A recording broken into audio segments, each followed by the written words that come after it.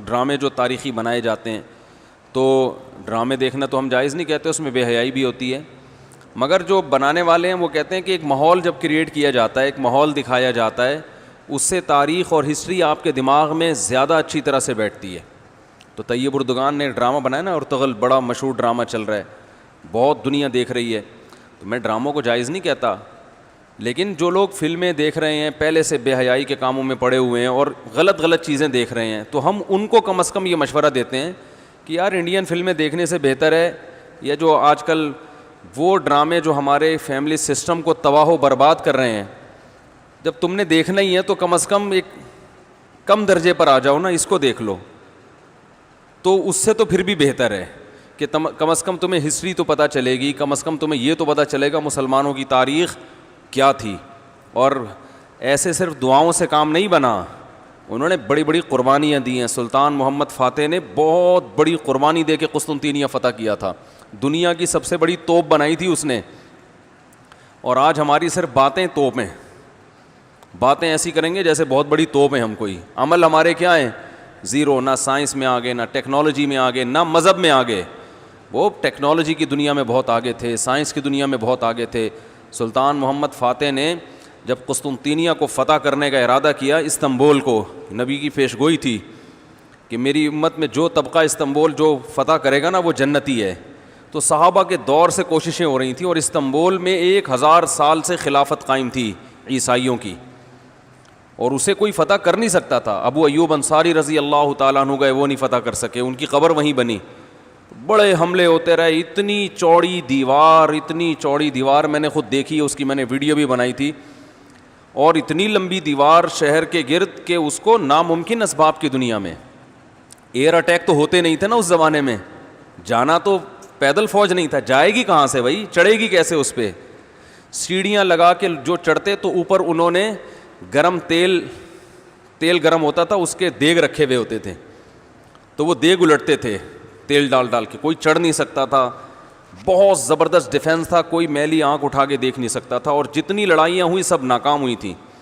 سلطان محمد فاتح نے کہا بھائی نبی نے خوشخبری دی ہے، ہم فتح کر کے چھوڑے گا۔ پھر وہ مشہور واقعہ ہے، اس نے کیا کیا کہ خشکی میں کشتیاں چلا دیں، سارے جانور راتوں رات ذبح کیے، ان کی چربی پگھلا کے پتھروں پہ بچھائی گئی ہے، اس پہ سمندری جہاز بٹھا کے، وہاں میں جب ترکی میں گیا ہوں تو اب دیکھو یہ چیز کتابوں میں بھی بتائی جا سکتی تھی نا، لیکن وہاں طیب اردگان نے کیا کیا ہے، میوزیم بنائے ہیں، ان میں یہ پورا منظر دکھایا جاتا ہے، خدا کی قسم ایسا ایمان بڑھتا ہے کہ چیخیں مارنے کا دل کرتا ہے، ایسی جو علماء بھی گئے ہیں نا، بنوری ٹاؤن کے ایک شیخ الحدیث گئے تھے، وہ کسی نے بتایا وہ رو رہے تھے چیخیں مار مار کے، جو جاتا ہے یہ منظر ہوتا ہے، وہ جب دکھاتے ہیں نا اپنی آنکھوں سے، بھائی کیا منظر، اور کیسے وہ کشتیوں کو راتوں رات خشکی پہ لے کے چلے ہیں، اور خشکی پہ لے جا کے پیچھے سمندر میں اتارا، اور سامنے سے بھی اٹیک اور پیچھے سے بھی اٹیک۔ انگریزوں نے لکھا ہے، گوروں نے ہسٹری میں، کہ یہ اسباب کی دنیا میں ممکن نہیں ہے، بہت بڑا کارنامہ انہوں نے سر انجام دیا، اور راتوں رات۔ تو یہ ہماری تاریخ تھی جس کی وجہ سے ہمیں عروج ملا تھا، آج ہم صرف پیڑے کھا رہے ہیں، باتیں ٹھوک رہے ہیں بیٹھ کے، صحیح ہے نا، بزرگوں پہ طنز، علماء پہ اعتراضات، ایک دوسرے پہ کیچڑ اچھالنا، فرقہ پرستی، ان چیزوں میں ٹائم ضائع ہو رہا ہے، اور کوئی موٹیویٹ کرنے والا نہیں ہے، کوئی تعمیری کام کرنے والے لوگ بہت تھوڑے رہ گئے ہیں، اور ٹیکنالوجی کی طرف تو توجہ ہی نہیں ہے۔ یونیورسٹی میں جو لڑکا مذہب پہ چلتا ہے، سب کی بات نہیں کر رہا، ایجوکیشن میں سب سے پیچھے وہی ہوتا ہے عام طور پہ، اسی کی شکایتیں آ رہی ہوتی ہیں، یہ چونکہ نمازی ہے لہذا نمبر سب سے کم اس کے آتے ہیں، نمازی کے نمبر تو زیادہ آنے چاہیے بھائی، جو تبلیغ میں وقت لگاتا ہے اس کو تو ایجوکیشن میں زیادہ آگے ہونا چاہیے، یہ تو ہمارے مذہب کا حصہ ہے۔ صحابہ کرام نے جو ملکوں کے ملک فتح کیے، اور جو ہمارے تاریخ میں فاتحین ملتے ہیں، سب سے پہلا بحری بیڑا حضرت معاویہ نے بنایا ہے، سمندر پہ سب سے بڑی فوج جو اس وقت اتاری ہے وہ کس نے اتاری ہے؟ حضرت معاویہ رضی اللہ تعالیٰ عنہ نے، اور نبی نے پیش گوئیاں سنا دی تھی پہلے کہ سمندر کی لڑائی ہوگی، اس میں جو شہید ہوگا اسے میں جنت کی خوشخبری دیتا ہوں، اور آپ صلی اللہ علیہ وسلم نے سمندر میں شہید ہونے والے کو زیادہ بڑا شہادت کا درجہ عطا فرمایا۔ میں نے تو سمندری لڑائی کے فضائل پر احادیث جمع کی تھیں. ایک میرا بیان ٹوٹلی اسی پر ہوا تھا کہ سمندری لڑائی کتنی اہم ہے. نبی کو معلوم تھا میری امت سمندروں پہ بھی چلے گی. سمندر پہ چلنا ٹیکنالوجی کے بغیر ممکن ہے کیا؟ پھٹے لگا کے بیٹھ جاؤ گے اس پہ کہ ملاحوں کو بلاؤ گے یار تم مچھلیاں پکڑتے ہو دو چار پھٹے یہاں بھی, او بھائی لڑنا ہے اس پہ تو سامنے والا بھی لڑے گا. تو نبی صلی اللہ علیہ وسلم نے فرمایا جو سمندری لڑائی ہے, جو شخص سمندر میں جہاد کرے گا اس کے جو چکر آئیں گے نا اس پہ بھی اللہ اس کو اجر دے گا. بڑی خوشخبری ہیں اس کے گناہوں کی معافی کی, کیونکہ آپ کو پتا تھا کہ امت جب تک سمندر پہ کو فتح نہیں کرے گی اور سمندر پہ سفر نہیں کرے گی یہ اس دنیا پہ حکومت نہیں کر سکتی. تو حضرت معاویہ نے جو پہلا بیڑا بنایا اس کے امیر کو امیر البحر کہتے تھے. بحر کہتے ہیں سمندر. یہ امیر البحر کی ٹرم یہ انگلش میں منتقل ہوئی ہے جس کو ایڈمرل کہا جاتا ہے. بہت ساری فوجی اصطلاحات اور سائنسی اصطلاحات عربی سے انگلش میں ٹرانسفر ہوئی ہیں, عربی سے انگلش میں گئی ہیں. آج میڈیکل سائنس میں بہت سے الفاظ ایسے ہیں جو عربی سے انگلش, مسلمان سائنسدانوں کے تھے وہ, لیکن اب دیکھو حال کیا بنا دیا. ایک نمبر کے سست نمازیوں کی حالت تو دیکھ لو جا کے. سب سے سست ترین جو ہوگا وہ دیندار بنا ہوا ہوگا. سب کی بات نہیں کر رہا, ڈاکٹروں میں ہم نے بڑے اچھے اچھے دیندار دیکھے ہیں, سائنسدانوں میں, ایٹمی سائنسدانوں میں تو دیندار زیادہ ہیں الحمدللہ, لیکن میجورٹی کی بات کر رہا ہوں کہ پتہ نہیں کہ ہمارے ذہن میں یہ کچھ ایسا کسی نے, شیطان نے بات ڈال دی ہے کہ ہم نے صرف جو ہے ایک طرف کو فوکس کیا ہوا ہے, دوسری طرف کو ہم نے بالکل نظر انداز کر دیا ہے. تو بھائی جس طرح سے دین کی تعلیم انتہائی ضروری ہے, اس کی کوئی اس کی اہمیت کی کمی کا انکار نہیں کر سکتا. انگریز جو تباہ ہو گئے نا, فیملی سسٹم تباہ ہو گیا, زنا معاشرے میں پھیل گیا, والدین اولڈ ہوم میں, وہ وجہ کیا؟ مذہب نہیں ہے نا, مذہبی تعلیم نہیں ہے. لیکن ہم جو معاشی لحاظ سے تباہ ہو گئے اور ترقی میں پیچھے رہ گئے, وجہ کیا ہے؟ مادے پہ محنت نہیں کی ہے. تو دونوں محنتیں ضروری ہیں.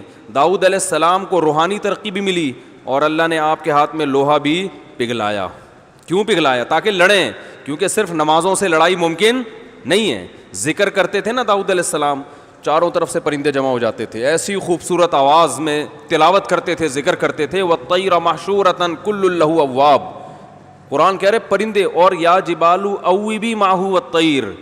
جب اللہ کا ذکر کر رہے ہیں پہاڑوں سے بھی لا الہ الا اللہ کی آوازیں آتی. یہ ذکر تھا, لڑنے کے لیے یہ نہیں ہے کہ اے داؤد ہم نے آپ کو ذکر بھی دیا اور آپ جو ہے روزے بھی رکھتے ہیں اور تہجد بھی پڑھتے ہیں, لہذا اب آپ کو تو اسلحہ بنانے کی ضرورت نہیں ہے, ویسے ہی فتح ہو جائے گی ایمان کی طاقت سے.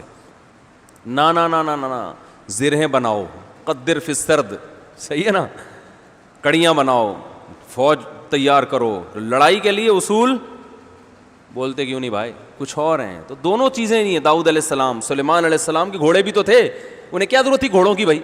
کہتے میں اللہ کا اتنا عبادت گزار ہوں, میں اسباب اور وسائل کیوں, میں مصلی بچھاؤں گا, دعا مانگوں گا, ملک فتح ہو جائے گا. او بھائی گھوڑے رکھے ہوئے ہیں, صحیح ہے نا.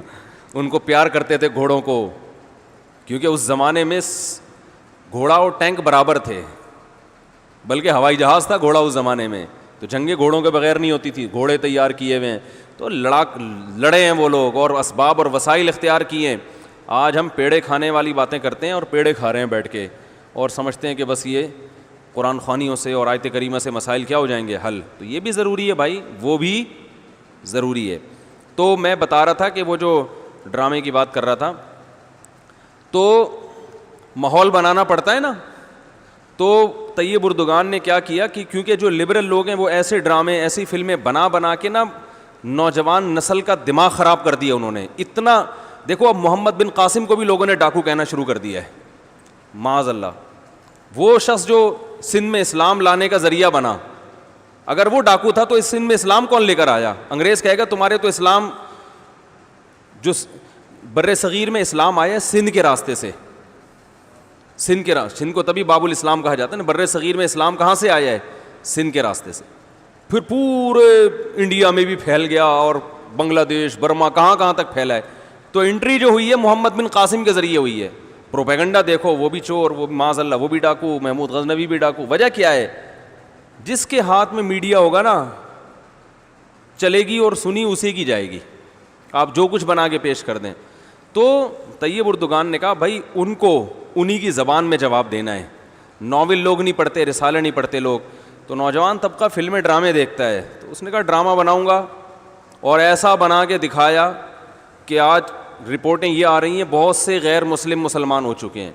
تو میں عام لوگوں کو وہ ڈرامہ دیکھنے کا مشورہ نہیں دیتا, اس میں عورتیں بھی ہیں اور کچھ کہا جاتا ہے, میں نے نہیں دیکھا وہ ڈرامہ, بے حیائی کے مناظر بھی ہیں, لیکن میں ان لوگوں کو جو غلط چیزیں دیکھ رہے ہیں ان سے کہتا ہوں یار کچھ دیکھنا ہی ہے تو پھر ادھر دیکھ لو, جو نہیں دیکھ رہے وہ کچھ بھی نہ دیکھیں, وہ پھر اس کے بعد پھر آگے بھی جائیں گے, وہ یہ دیکھ کے پھر وہ ان کو شوق پیدا ہوگا ذرا فلمیں بھی دیکھیں.